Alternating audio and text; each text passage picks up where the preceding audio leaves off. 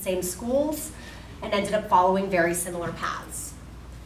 We both chose to buy houses and start families close to home, and we have always remained friends. When I worked in the emergency department at Lawrence Memorial Hospital while he was still in nursing school, Patrick shadowed with our department. During the time I served as community breastfeeding liaison with the Thames Valley Council for Community Action, Patrick and I sat on the Southeastern Connecticut Breastfeeding Coalition together. We worked together to bring community awareness to many of the issues surrounding women's health and breastfeeding issues, including working with local business owners to educate and encourage them to comply with state policies that focus on preserving women's right to safely and privately pump in their workplaces.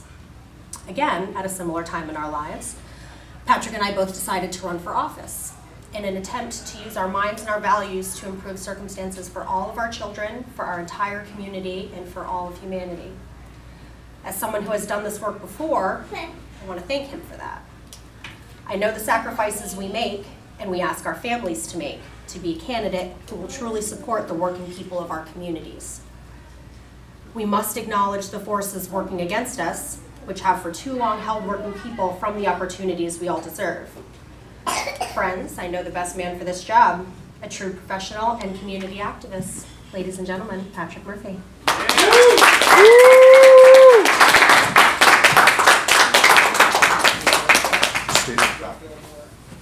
All right, thanks everybody for coming out. I am Patrick Murphy. Before I get started, I just wanted to quickly thank Philomena's Restaurant, Mike Mosquito, and everybody here on the team for hosting us tonight.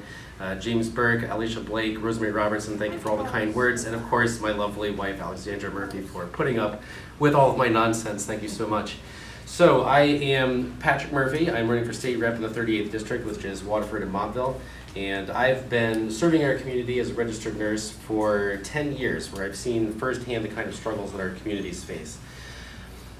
As a founding member of the Southeastern Connecticut Health Improvement Collaborative, I have been dedicating my critical thinking skills and my leadership and my time to solving really hard problems, getting around the table with first responders, the police, the fire department, hospital administrators, behavioral health providers, and working on the complex problems that our communities face, issues like the opioid crisis, about homelessness and housing. But healthcare isn't the only kind of challenge that our communities face. We have issues with education, with clean food and water, and these are the kind of issues that we really need to stand up and work on. So I'm very happy to be doing that. And I've been calling people around our community for the last month or so, doing these early primary calls, and I've been blown away by the things that people have to say to me. One thing in particular is that people are not, so far as I've been able to tell, concerned just about what's going on in their own neighborhoods and their communities, but all across the state. And they've asked me some really challenging questions, like, why are you running for office? It seems like a really easy one. And I would tell them, oh, well, I'm a nurse, I've been working in my community, I want to work on hard problems. And yeah, I get that, but why are you running for office now? And that kind of gave me pause. And the more I thought about it, the more I thought it had to do with my daughter Paula, who's right here. She's almost 3 years old, and soon she's going to be going to public schools, and she's going to be living in a community. And I want to make sure that it's a community with well-funded schools and with clean air, clean food, good food and water.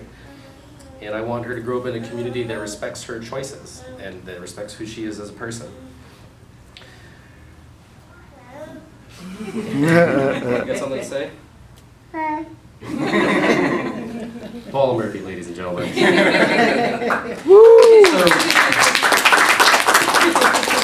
So as your state representative, I feel really passionately about education. Every year when the budget comes around, they've been defunding, taking away education. I plan to be a strong advocate in the House for restoring education funding and for protecting our line items. The approach has been to chip away at our public funding and then to create a tax and a revenue system that favors wealthy people.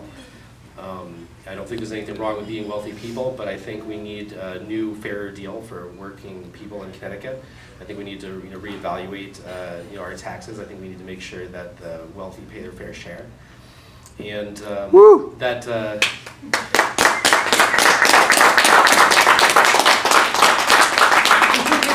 And all of this money that's going into the pockets of hedge fund managers, we need that for education and healthy communities and trade schools and union jobs and clean air and water, and those are things that I'm going to fight for as your state representative. So, what I'm most interested in is, learning from my community about what's most important to them, and I'm going to be spending a lot of time doing that as this campaign, starts really picking up steam. Of course, this is the kickoff, and some people really are concerned about pensions. Some people are concerned about retirement. As a nurse, I've spent a lot of time thinking about the elderly in our community, about the disadvantaged, about people living with chronic illness, and I want to be an advocate for those people as well.